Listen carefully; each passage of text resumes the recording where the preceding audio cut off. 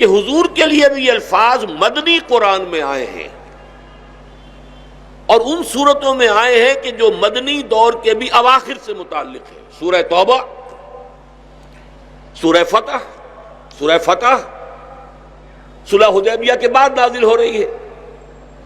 سورہ توبہ کا اکثر و بیشتر حصہ فتح مکہ کے بعد اور غزوہ تبوک کے موقع پر نازل ہو رہا ہے۔ سورہ صف بھی غزوہ احزاب کے بعد نازل ہوئی۔ ان دونوں سوالوں کا جواب جو ہے ہمیں دیکھنا ہے، اس کی وجہ کیا ہے۔ پہلی بات یہ ہے کہ دین حق ایک مکمل نظام زندگی کی حیثیت سے در حقیقت تکمیل پذیر ہوا ہے محمد الرسول اللہ صلی اللہ علیہ وسلم پر۔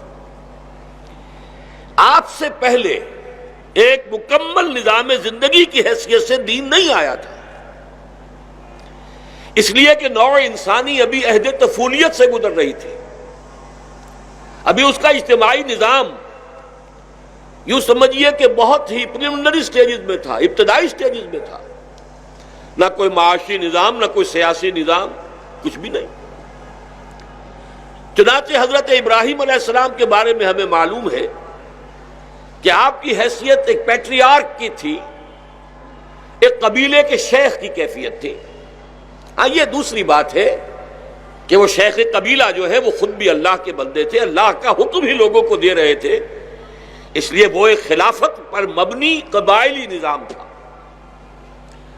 پھر ہمیں معلوم ہے حضرت ابراہیم علیہ السلام سے کئی سو سال بعد حضرت موسیٰ علیہ السلام کو تورات عطا کی گئی، اس میں کوئی مکمل نظام زندگی نہیں ہے، کچھ اوامر و نواہی ہے، 10 کمانڈمنٹس، بس۔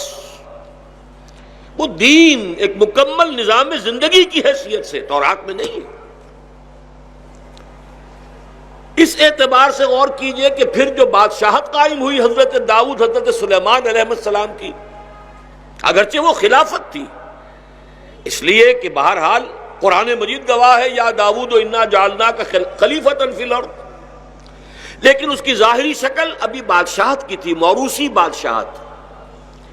حضرت داؤد کے بعد ان کے بیٹے حضرت سلیمان علیہ السلام، گویا کہ یہ ابھی ارتقائی عمل تھا، انسانی تمدن ابھی ارتقائی مراحل سے گزر رہا تھا، ابھی وہ ایک مربوط، منضبط، مکمل نظام زندگی وہ ابھی دنیا کے سامنے اس کا تصور ہی نہیں آیا تھا۔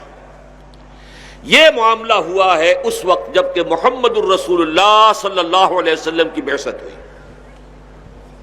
اور اسی میں اس بات کو بھی سمجھ لیجئے کہ قرآن مجید کا زمانہ نزول، حالانکہ اس سے پہلے تورات آئی، انجیل آئی، قرآن گواہی دیتا ہے تورات کے بارے میں فیہا ہدی و نور، قرآن کی گواہی انجیل کے بارے میں ہے فیہ ہدی و نور، لیکن یہ کہ ابھی چونکہ وہ تمدن اور انسان کا ذہنی ارتقاء بھی ابھی اس مرحلے کو نہیں پہنچا تھا کہ آخری ہدایت نامہ اور کامل ہدایت نامہ دے دیا جائے، لہذا ہمیں حضرت مسیح علیہ السلام کے اقوال میں بھی الفاظ مل جاتے ہیں، موجودہ انجیل میں موجود ہیں۔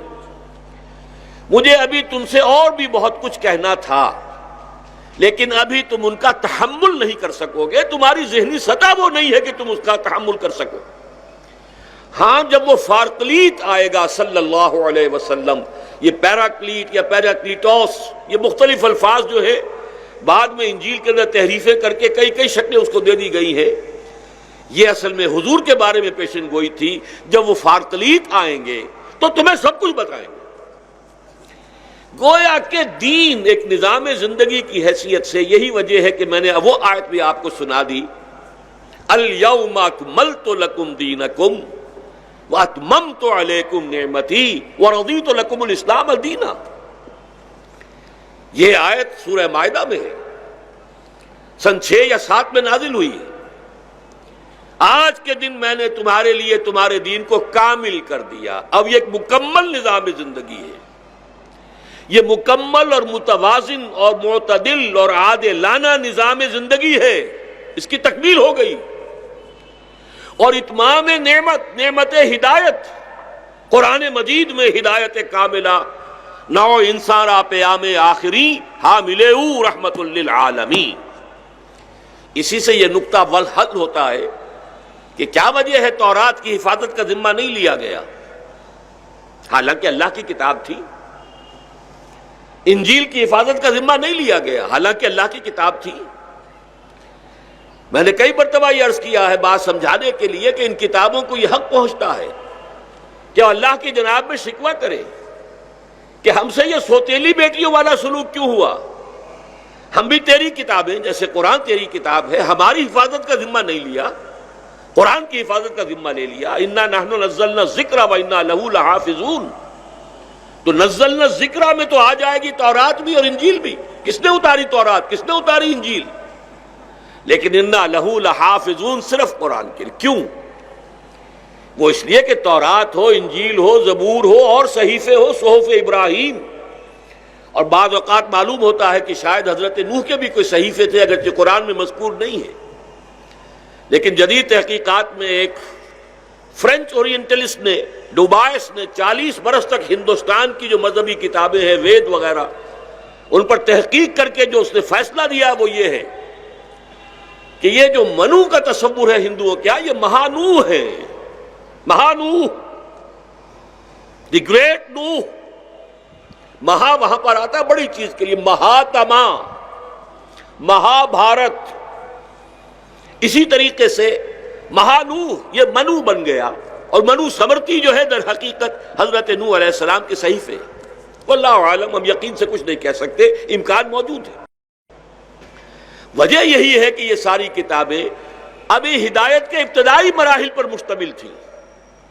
یہ گویا کہ کتاب ہدایت کے ابھی نامکمل اور ابتدائی ایڈیشن تھے، تو ان کی حفاظت کی کوئی ضرورت نہیں ہے۔